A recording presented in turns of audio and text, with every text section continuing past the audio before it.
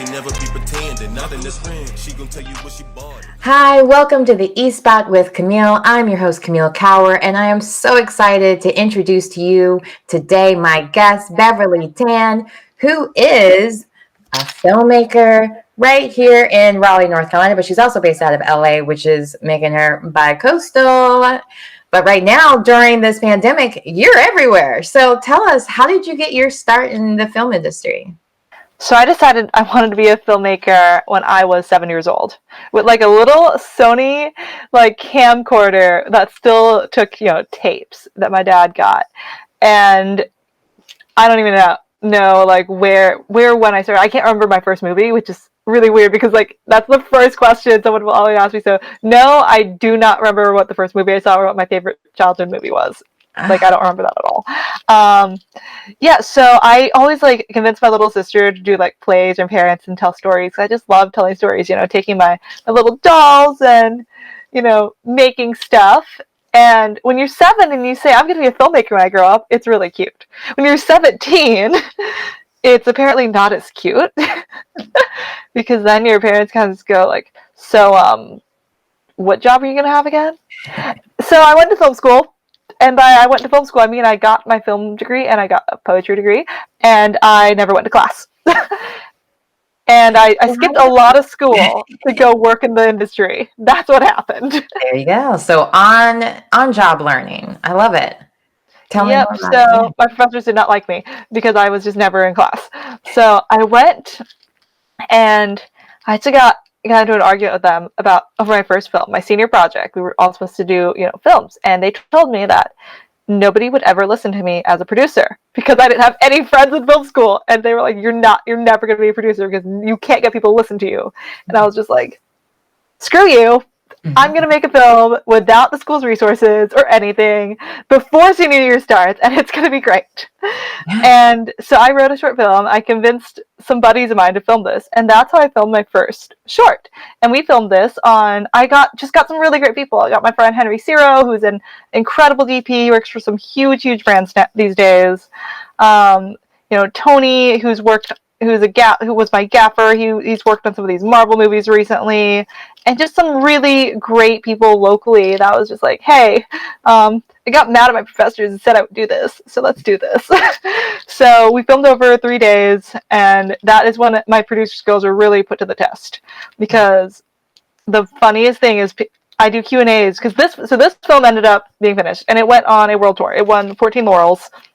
It screened at DCIFF, which is DC's oldest independent film festival. So it didn't go viral, but it was known, and that's how I got my first screenwriting narrative job, because this guy was just sitting in a workshop with me at DCIFF, and I was like, and I was casually talking to him over like some roasted cauliflower, and I was just like, so what was your favorite film? And he says, the last line was incredible. That's exactly the kind of writer I want to hire for my feature. I said, I wrote that. And he says, can I hire you? I was like, yes, I'm like 21 years old and a senior in film school. Wow. So where were you? Yeah, where was this all located? Was this Western Carolina University in Cullowhee, so in North Carolina. Yep. So that was the only hands-on film school besides School of Arts. Right. And I just love the mountains. So mountain school. Oopsies. Just threw my fidget toy on accident. It's fine. Well, I've heard a rumor that you can make more, and we'll get to that later. Yep. So yeah, that happened, and that's how I started flying out to Colorado, and that was my first time to be back coastal for quarterly meetings. That's where this guy actually lived, and so that's when I wrote a feature. I don't know if he ever actually sold it or what he did with the screenplay. I just know I got paid. So from there I went into commercial filmmaking, and I just started doing commercials. And I was like, hey, if you need a producer or filmmaker, like, let me do it. Yeah.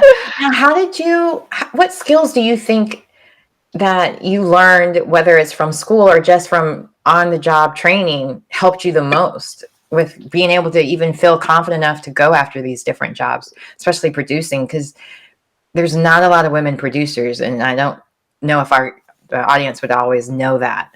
So being a woman in entertainment is hard. Like, I will straight up tell you, it is hard. And a lot of it is getting over being a woman, because yeah, everyone's gonna look at you just a little bit differently, and I'm kind of hot, so you know. And I've had my very fair share of guys being. I've lost jobs because you know a guy hit on me, and I said no, and I've definitely lost jobs that way several times, you know. And I think you know my experience have been pretty mild in comparison to you know several I've heard, but you know like it happens, and it's very unfortunate it happens, and It shouldn't happen at some point you just have to learn how to say no to stuff. Like that was honestly the biggest skill, saying no. When people say stuff like, hey, you know, will you cut your rate for this? I'll be like, no.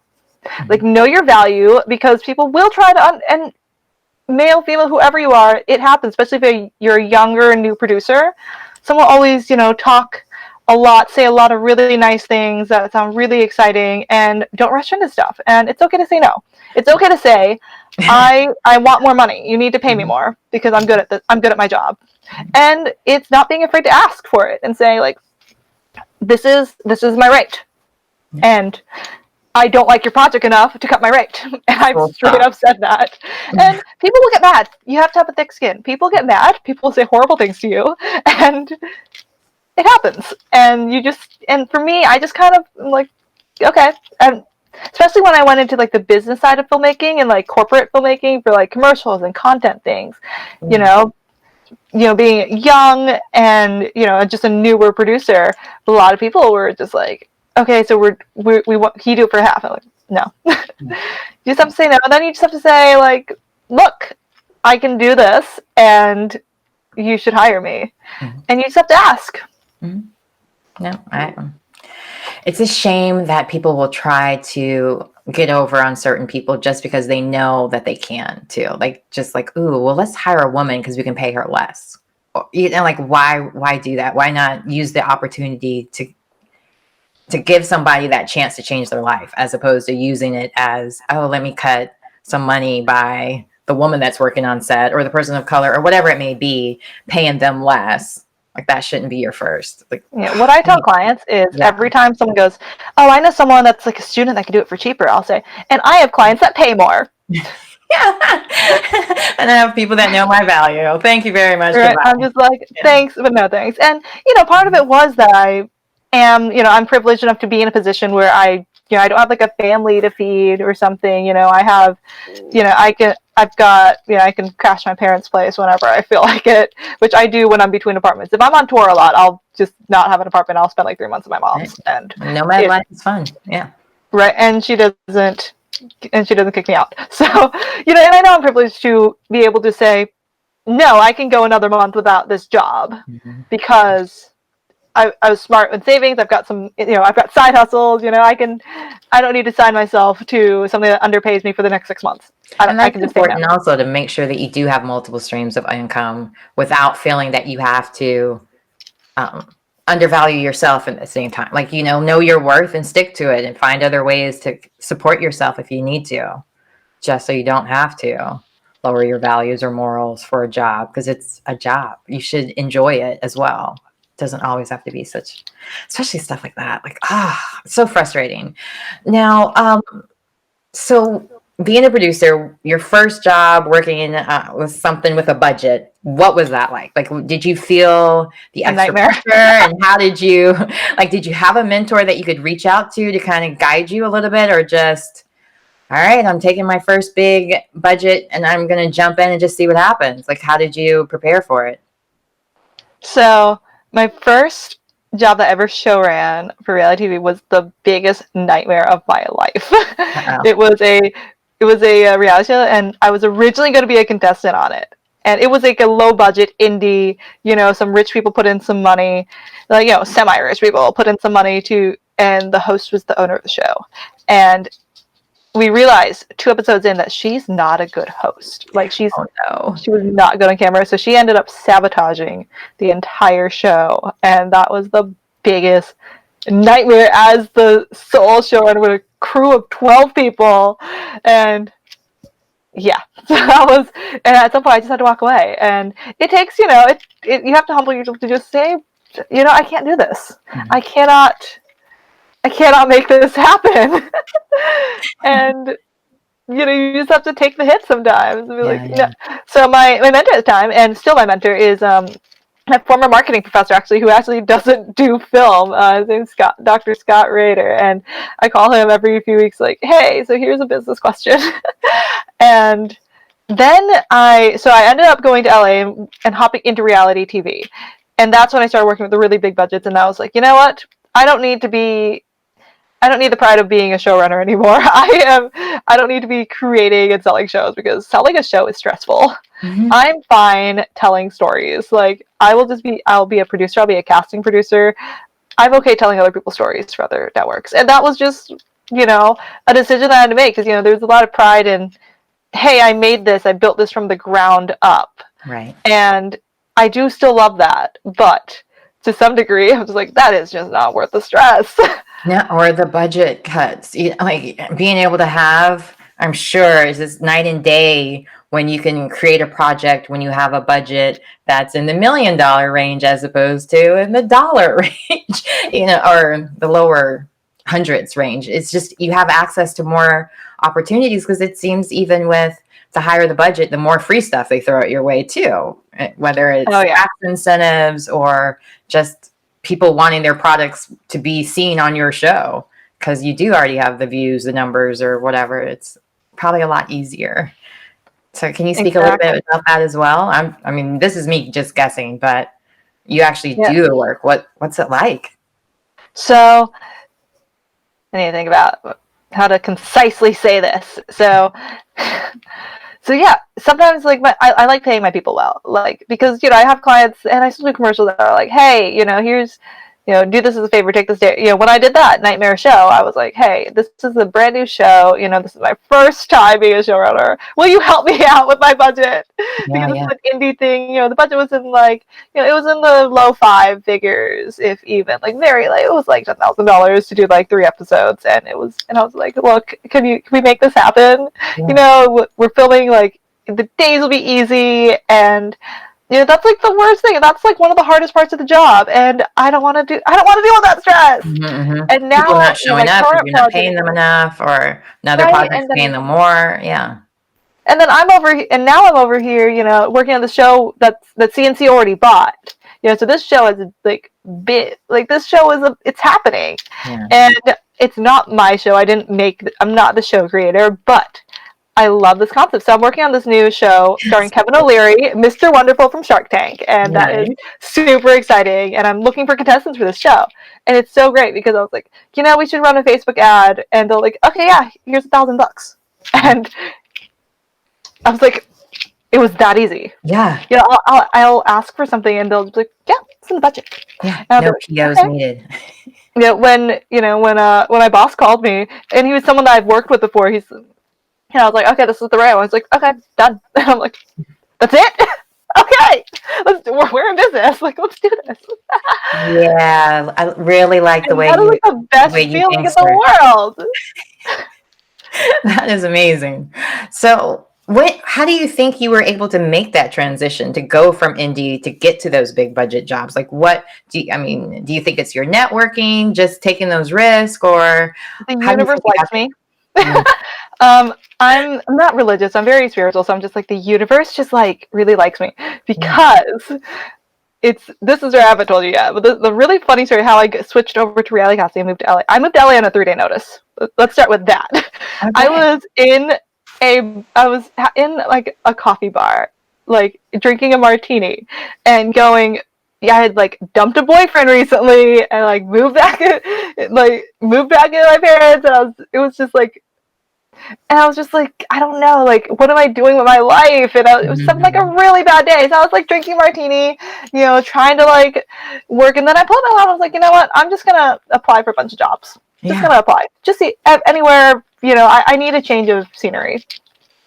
And so I found this job posting for a VH1 development show, actually. And it was casting producing. And I had been like a casting director for like small stuff, like, web series. I did some stuff for WebMD where I would go looking for patients. I'm a good researcher. And I did that, but I hadn't done reality TV casting before. Mm-hmm. And this lady emails me back 3 hours later, and she goes, my intuition is like really into this. My intuition says I should, like, you have like next to no experience in this, but my intuition says that I should give you a shot. And if you can be in LA on Monday in our office, the job's yours. And I said, really? Wow. Like, she knew I was in North Carolina, and she was actually looking for someone local, but I straight up in my email just said, I'm willing to just pick up and go to LA and relocate, because I was like, look, I'm in a point in my life where I'm looking at a different part of the industry. I'll pack up and move to LA if I get the job. And I guess she really liked that or something. And next thing I know, that Sunday I was flying to LA, and I had a friend who actually had an empty apartment at the time. So I was like, okay, this worked. And he let me crash there. Wow. And that's how I moved to LA on a 3-day notice. And I worked on that, after I finished that contract, because I was like, oh, it's 4 weeks. So I didn't even like get an apartment. I was like, I'm going to Airbnb for 4 weeks, and I'm going to try this, which is funny because my whole life I said I was never going to move to LA, and I hated LA. But LA still has, LA have an interesting relationship. I miss the food a lot. Yeah, the food. But I need my mountains, man. Like, big I'm such a mountain girl. So I'm like, I like my mountains, but it's okay because I don't like the beach, and that's why I'm like, I'm just not into the beach.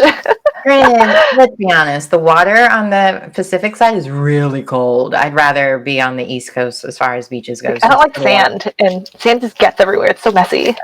But I like looking at the beach, but I'm a terrible swimmer, so I don't like playing in the beach. I just want to like sit on a balcony and like watch the beach and like listen to the beach, but like just the beach and not like all the people on the beach, which LA is like the worst place to do that. A lot of people on the beach. That is the wrong beach. Oh god, yeah, you got to go far. Yeah, but I really like food because I live in Koreatown, so I finished that gig, and then it just like snowballed into my 4 weeks in LA turned into 4 months because I was unemployed for all of my whole life. I said I was never going to move to LA, and I hated LA, but LA still has. LA have an interesting relationship. I miss the food a lot. Yeah, the food. But I need my mountains, man. Like. I'm such a mountain girl. So I'm like, I like my mountains, but it's okay because I don't like the beach, and that's why I'm like, I'm just not into the beach. Granted, let's be honest, the water on the Pacific side is really cold. I'd rather be on the East Coast as far as beaches goes. I don't like sand, and sand just gets everywhere. It's so messy. But I like looking at the beach, but I'm a terrible swimmer, so I don't like playing in the beach. I just want to like sit on a balcony and like watch the beach and like listen to the beach, but like just the beach and not like all the people on the beach, which LA is like the worst place to do that. A lot of people on the beach. That is the wrong beach.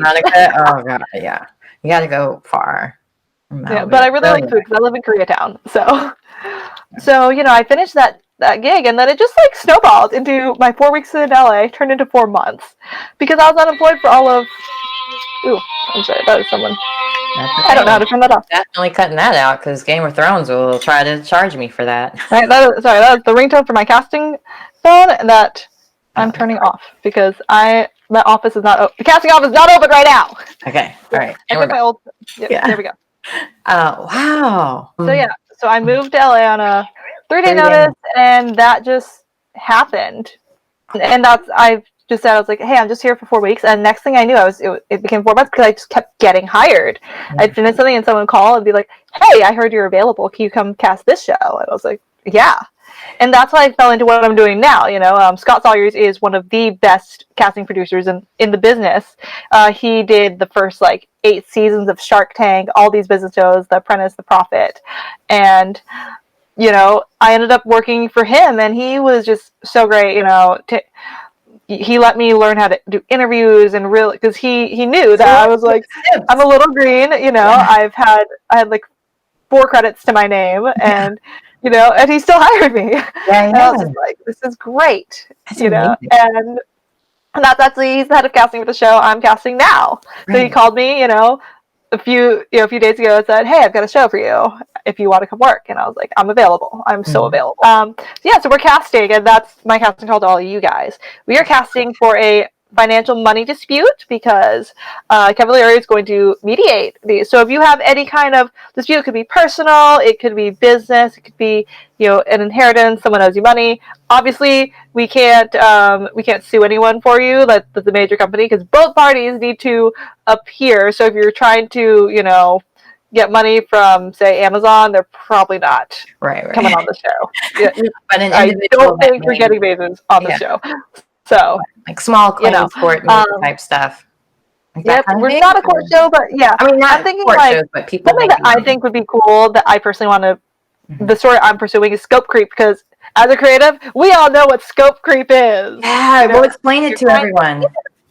So scope creep is when they're like, oh, when you have a client that's like, oh, can you just like add this little thing that's not that hard? Can you just add, you know, I see it in commercials. We're like, oh, can you pull like a 10-second clip and add captions to that? Oh, can you add this extra edit? Can you just rebuild our intro? Can you reuse your image over and over again for the rest of your life? And it's not in the contract. Yeah. But yeah, people have no when your limits. client just starts to add like little, and the scope of the project creeps up, and then you're doing all this work and you're not charging more money, and it's not like you just gotta sit them down and be like, this is the contract. This is what we're doing, and if you want me to do extra, and see, I'm really good at fighting it because I've had so much scope creep happen in my early career that at this point I'm just like, here's the contract. I've outlined it very well, and my contracts have scope creep outlined very, very well. And I need for you to teach a class on that. I'm just like, you get X amount of revisions, and at this point hours is when I charge more. If you do this, if you ask me to add this, I'll charge more. And they'll go, here's all the a la carte options of if you want me to do any of this extra stuff, this is what you're gonna have to pay me. And I'm very, very strict about that. I'm also very strict about deposits, and I feel like that's something a lot of, you know, younger creatives and like newer creators don't realize. Like you don't even need a lawyer to write this, but you just need to really outline this. So I'd love to bring a story on, you know, that isn't me, right? That is some that's having this, you know, probably going through this, because there's a story there. I think it's important, and I want people to do that. So I'm not there like fixing all my friends' scope creep things. You know, there's a lot of people, especially women, when they come out. Yeah, sorry. I give a lot of free advice, you know, because like, you know, women and filmmakers will be like, hey, you know, I'm getting started in this career. Will you give me some advice? I'm just like, yes, say no a lot. But that's like a super side project I'm doing. My friend and I are making a coloring book based on my quotes. It's like, yeah, like those cuss word coloring books. It's called the Book of No. It's all the ways you can just say no, but with like pretty flowers and birds. And it's a coloring book that we're making of just me saying no. And at some point, there's one image. See? No! Down! Yeah, no! One of my good girlfriends told me I needed this in my life, because I am definitely one of those persons like, oh yeah, you need me to help you with that? Oh sure, you need to volunteer for that? Oh yeah. And she's like, Camille, you need to learn to say no. So boundaries are important. I want one of those. I keep it near me as a reminder, and if I can't say it, he says it for me. No, I won't do and that's what I tell our friends. Like, if you need me to help you write an email of how to say no, like I'll do it. if you're scared to say no, you want me to hold your hand while, like, I'm your girl. I mean, it's scary in this industry because I mean they do blackball people sometimes, or they do, like, there's a limited amount of opportunities, so you are scared of possibly being a whistleblower and being considered difficult, or, you know, like I get the fear of wanting to whistleblow, but we really need to start embracing it. And just like even working as a unified front, I feel like for women, especially people working in those creative fields, because people don't always value what we do. They think of it as a hobby or a passion that, oh, we shouldn't have to pay for that. And you're like, I've been training for this for years. I pay a lot of money for the different acting classes and headshots. And I'm sure with all the different software and equipment, like Final Cut Pro is expensive. And so is Final Draft. And now with Adobe's like $60 or $200 a month. I mean, it adds up. So yes, I'm charging you. Or maybe not. Girl, you are not, like, do not pay that much for Adobe. I pay like $35 a month. Like, it's above my pay grade and my tech skills. I'm not pay grade, but tech skills. Like, I'm not paying that much for something I don't know how to use yet. Girl, I feel, because I use like 50 different apps on. Well, no, I use I think like 6 apps on Adobe. But yeah, I'm a producer in this new show. So the different kind of characters you're looking for, or different kind of personalities, really. Personalities. So is there like a kind of personality type that works best for reality show as well, or doesn't work? Like, how does that? Well, we like people that are competent. Okay. And it really depends on the network, like CNBC likes professionals. We like people to be well-spoken, because this is not a screaming, throwing stuff at people show. And I've worked on those, but that is not what CNBC is about. Right. It's Funny. a I've never business seen that. show. This is a business show. We want, both sides of the argument to be, relatively like actual gray area, because we want, like, of course we want conflict. We want conflict that we can mediate. Yeah, not Not just obvious. like someone's just gonna like cross their arms and be like, no, I'm not talking to this person. Yeah. Because then you can't move, like that's not gonna move. So yeah, our biggest, thing is obviously we need both sides on camera. And that's the hardest part, because people are like, no. But when you realize this, it's especially if you come to we're looking for resolution. So if you come to a good resolution on this show, you get all this exposure on a major network, especially for like a business. So, another story I'd love to have is an influencer and a brand that, had a collaboration, and maybe it just didn't work out the way that everyone thought it was going to, because more out of inexperience than someone being a jerk. Yeah. Of like the influencers, like, okay, I made the post, and maybe the engagement's not like super high, or it's not an influencer's job to do sales for you. It's they're doing like sales and marketing are different, and that's something that people don't realize a lot. And that's something I went through when I was doing marketing videos. People come at me like, why are my sales not increasing? I posted your video. I was like, yeah, but did you do ads on it? Like, no. Well, you're not paying me to do your ads. Yeah, I'm not your ads person. I'm your content creator. That's not my job.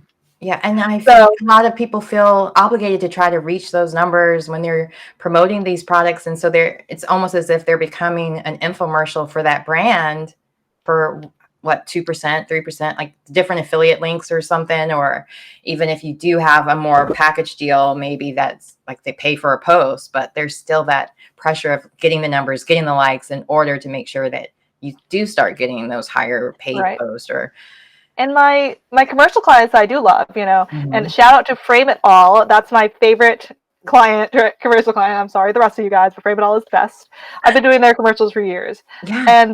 And what's really great is I don't do their ad spends. It's a garden product, so I just get to go play in the garden and play with flowers like all day long when I'm on their set. And then they have marketing people that are like, hey, here's what works. And every year they send me this beautiful report of, these are the videos that you guys have done that have gotten the most, the most engagement, the most views, and are the most effective. Let's do that next year. Let's do this for the next shoot. But they have an entire team of marketing people that do that and like know where the ads are. And those are experts in their field. I know enough because I read the reports to know what the direction of something that works is. But when it comes to all the numbers and like the buttons and everything, I was like, I don't know how to do that. That's not my job. Yeah. And that's the thing. I'm like, you're not like, yeah, you're paying me to do your marketing videos, but you're not paying me to do your video marketing. There's a difference. Yeah. And I love them because they understand that, and they're so good about it. And they've never come at me with like, why is this video like, what? Where's my engagement? Because I'm like, that's somebody else's job.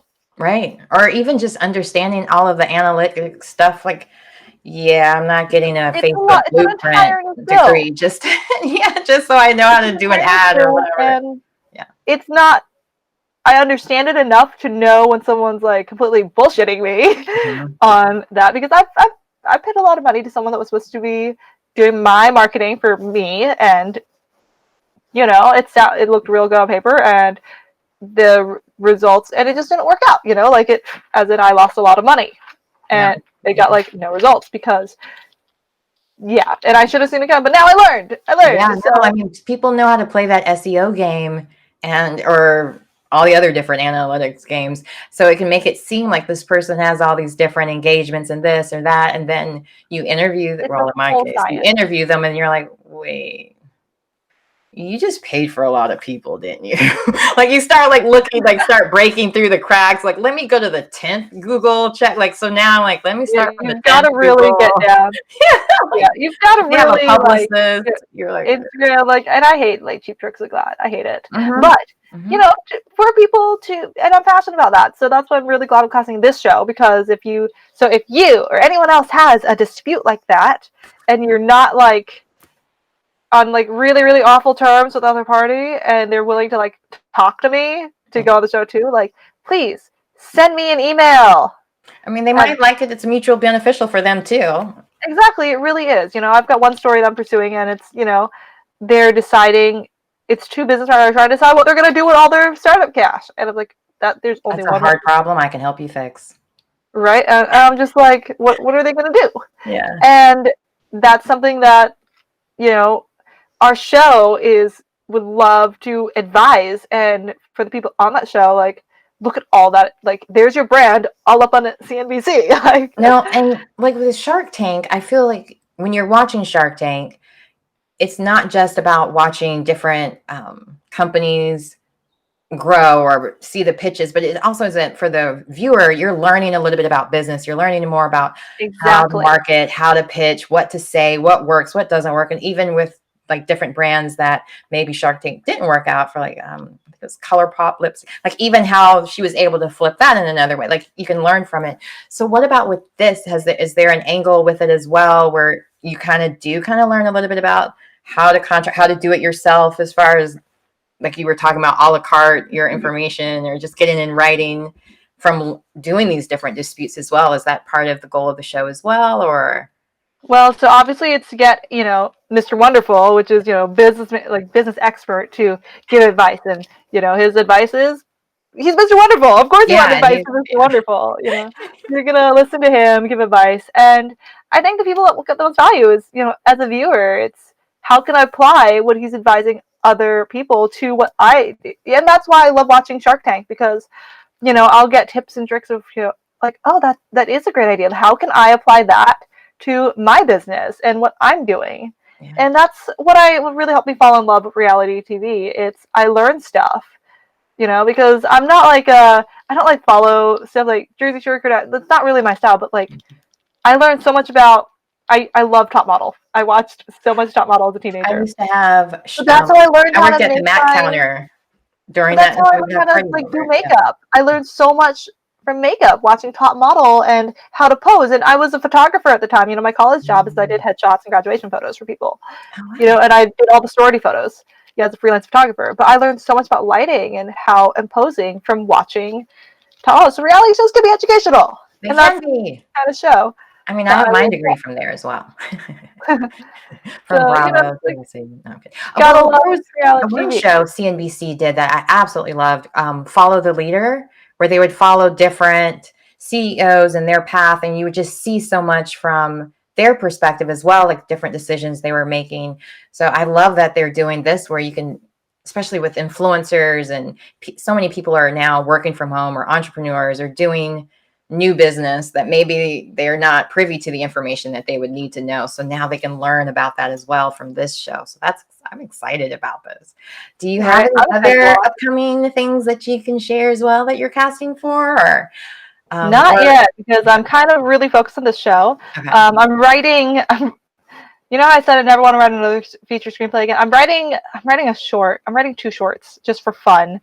One's like a super deep dive. It's very autobiographical, because I was such a different person when I was 7 and 17, and even in my early 20s. So I want to do a concept of what would happen if, like, I was talking to my 7-year-old or 17-year-old self. Like, what would they think of me? Because I was, in my pandemic depression of what is going on with my life. Thought about that, like my 7-year-old self would think I'm a superhero, because I have achieved every dream except for getting a pretty pony. That's the only one I haven't done. But every goal I had as a 7-year-old, I've reached. I've done it. But my 17-year-old self hated reality TV and would be so. I feel like if I went to my 17-year-old self, like, yes, I'm a reality TV producer, she'd be like, aren't you supposed to be at the Oscars or something? What's wrong with you? Like, she's the purist. How dare you sell out? Right? Yeah. Because like me at 17, it was very like, I want to do like these deep dramas. Like that was like, those are my goals in 17, which makes sense as a 17-year-old, because you don't like nothing of the world when you're 17. Right. And it's like, I'm talented. I'm gonna like get it. I had like Oscar dreams, and now I'm just like, nah. Yeah. It's funny how life shifts. I mean, I'm not going to complain if I to get put on an Oscar project or something, but that's not. I mean, just like you've changed from 7 to 17, you're still opening and keeping that door open that things could change again. Because no one could ever have thought that one day we would be talking through computers as a video, Right. or podcasting. And even none of my that. 22-year-old self would be like, I'm never moving, because when I graduated college at like 21, I was just like, I'm never moving to LA. I hate LA. I'm gonna go back to New York. I hate LA, and to a degree, I still hate LA, but the food makes it worth it. Food and sunshine for me. But you already told me that you're more of a beach and mountain. I'm not beach. You're more of a mountains girl. Yep, I love my mountains. Like, ideally, I'd love to go back to Colorado. Like, I love Colorado, but I don't know, I haven't had a reason to go back to Colorado, and it's expensive. At least in LA, I get paid really well. Understandably. Now let's speak a little bit about that. The big difference of filming from North Carolina and filming in LA, because I really would like to see more great projects come to North Carolina. And what are we lacking that's making people want to film more in LA? Or what do you think are the big gaps that are needed here that need to be filled in order to increase projects here, especially those bigger fun check I think projects? we need people that are serious here. I think North Carolina needs to show up. So I joke that I'm one of the more hated producers in North Carolina. A lot of the locals are old men, and they don't like me because I feel like a lot of North Carolina filmmakers are in this like indie mindset where they're trying to say, screw Hollywood, I'm doing this without Hollywood. And I'm over here like, I'm partnering with Hollywood. I'm taking this Hollywood money and I'm going to use that and I'm going to make something else. There's actually a fair amount of reality TV around here, actually. Right. A lot of there's a series. HGTV. Yeah, there's a lot of HGTV. There's I've been to there's that wedding. shows that cast. I've cast in Charlotte a lot. There's a small scene that's growing, I feel, but it could be boosted. I feel like a lot of the problems I've encountered being, bi-coastal, when I'm in LA and I'm calling, I was like, hey, North Carolina friends, help me out because I'm trying to put a show in North Carolina. One, I don't think they take things seriously enough here, is what I honestly think it is.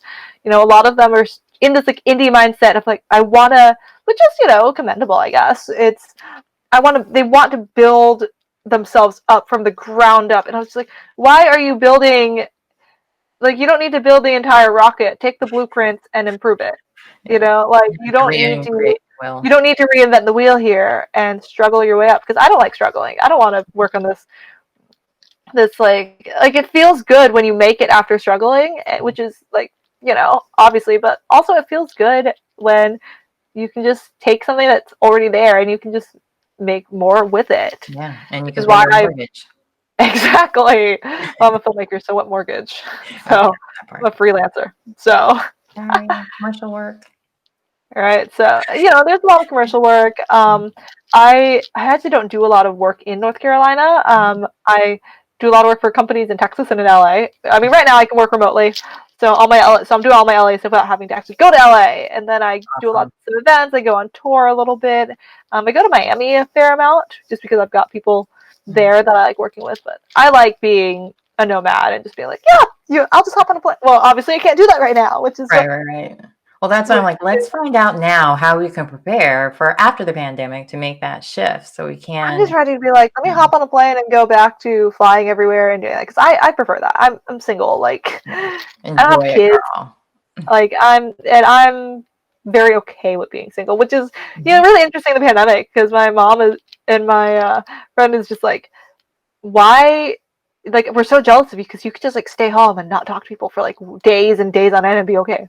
Like, I'm a person that I can stay home I have not been going crazy this pandemic, like, at all. Like, I don't need face-to-face contact. Like, I'm so like satisfied. I'm just like, I will sit here on my computer talking to people on the computer forever, and I don't need, with zero desire to leave my house. I've been wearing PJs for the past like 4 days.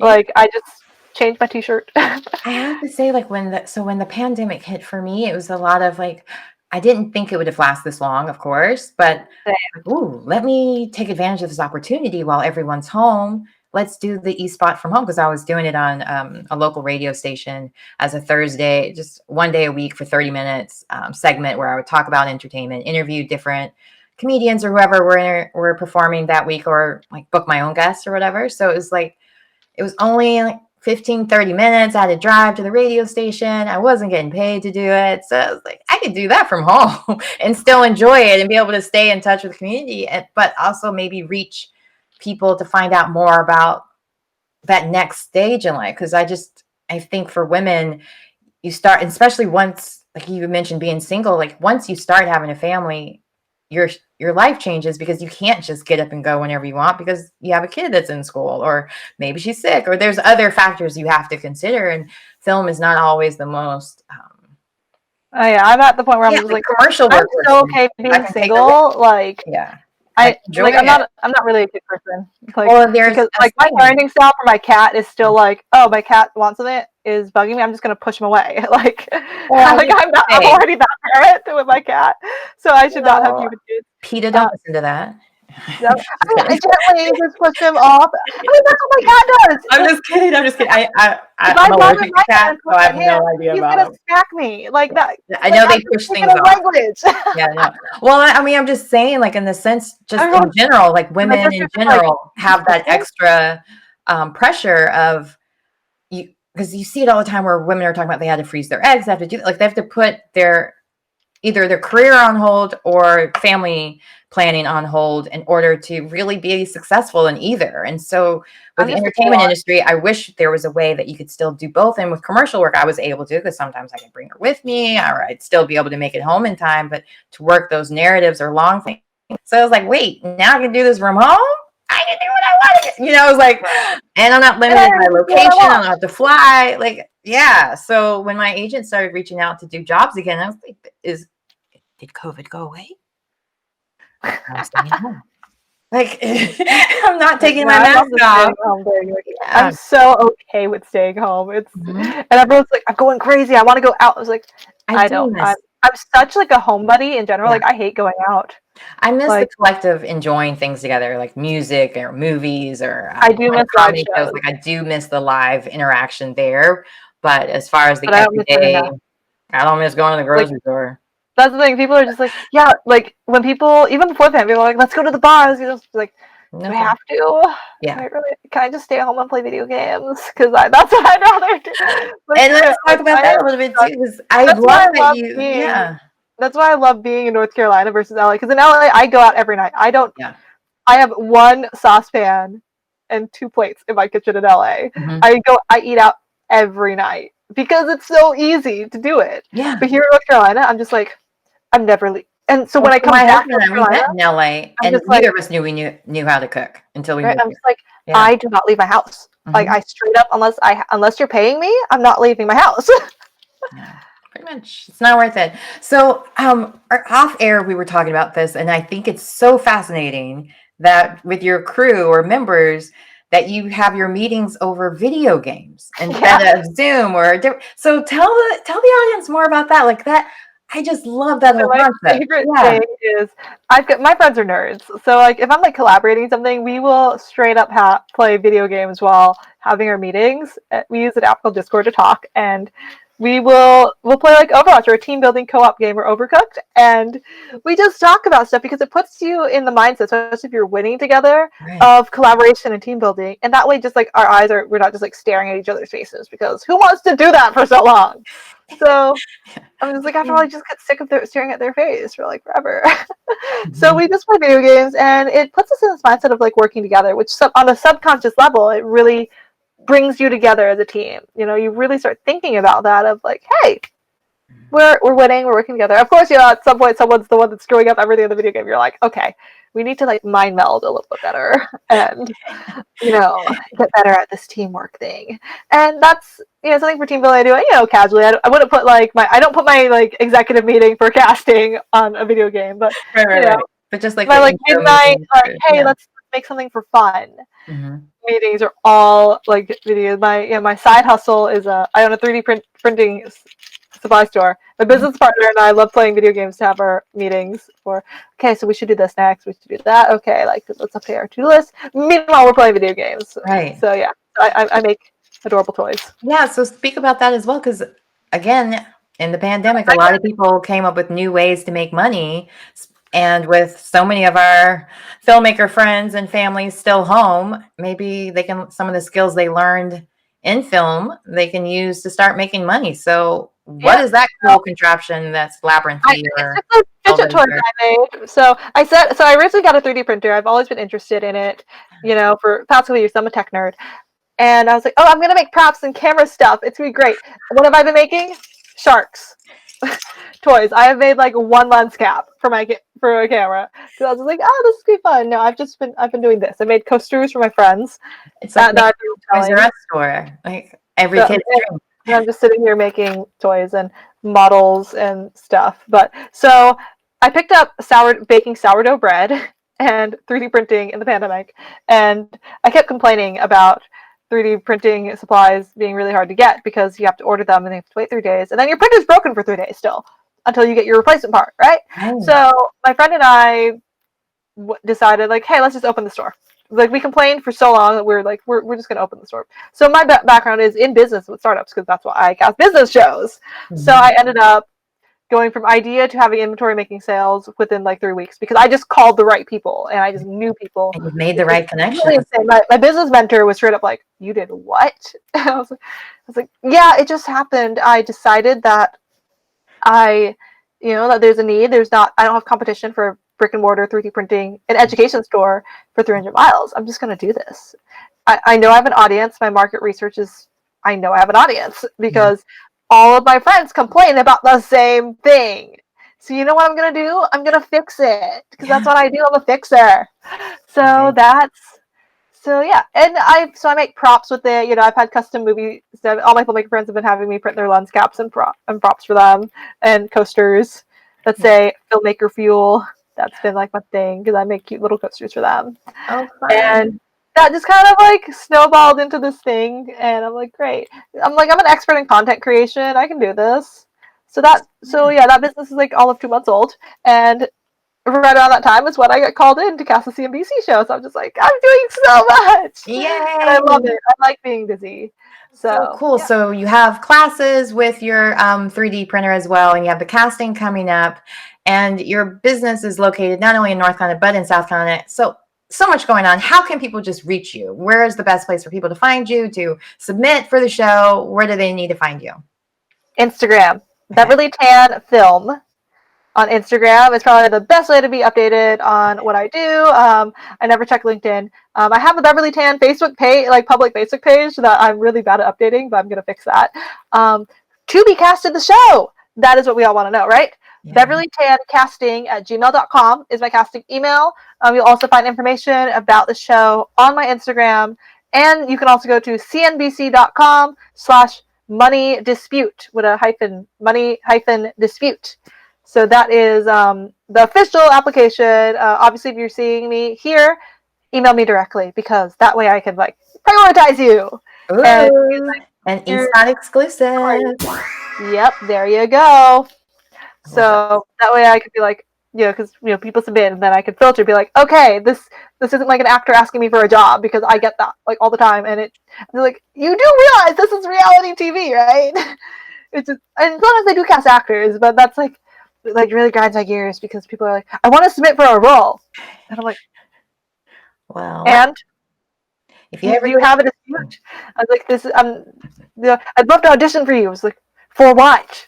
I'm not casting anything for actors, but if you have a casting dispute as an actor, maybe you worked on a job and they didn't pay you, or something to that effect, that it was a friend of a friend asked you to do a YouTube video or a podcast. Yep, they didn't pay you or something. That could be a great.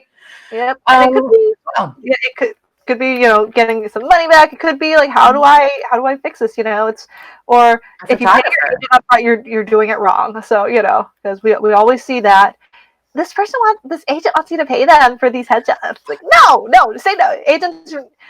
Pro tip: if your agent gets paid after you get paid, any other way is not an agency. Do not do that. No. I feel like I always have to tell someone this like at least once a month. I was like, no. It's the easiest thing to Google. It comes up right away. It's a scam. Right? So. Like, don't do it. Yeah. But yes, if you have that story, I'll totally help you with that. Perfect. So there is a place for actors. All right. Well, thank you again so much, Beverly Tan. It was so nice having this opportunity to chat with you and to share about this new opportunity. Exciting, exciting. And you have to keep us posted. So it's going to start filming February or March, right? So Yep, when and will we're it actually air? doing remote filming so far because of COVID. So it's like a 1, maybe 2-day commitment. But Oh, yep, perfect. I'm not exactly sure someone else's job to figure out the details of how they're going to make it happen, but that's what they've told me this week. And it might. Hey, if COVID somehow magically goes away, it might change. But you know how it is. But don't worry, if you get selected on the show, a producer will work with you and iron all that out. Hmm. And I'm not that producer that's doing that. I may be emailing you. Please do. All right. Well, this I has would rather been. hear your story and tell you no than you just like miss out. Yeah. No kidding. Like, because I'm like, oh wait, there's one that I didn't send to my lawyer yet. Just kidding. Right. All right. Well, it's been so much fun chatting with you, Beverly, and we will stay in touch. Please keep us posted on all that you have going on. It's so exciting to have you as a North Carolina filmmaker and LA filmmaker to be able to share the difference of both. So again, thank you so much for being my guest today and stopping by the E Spot. Thank you. See you guys.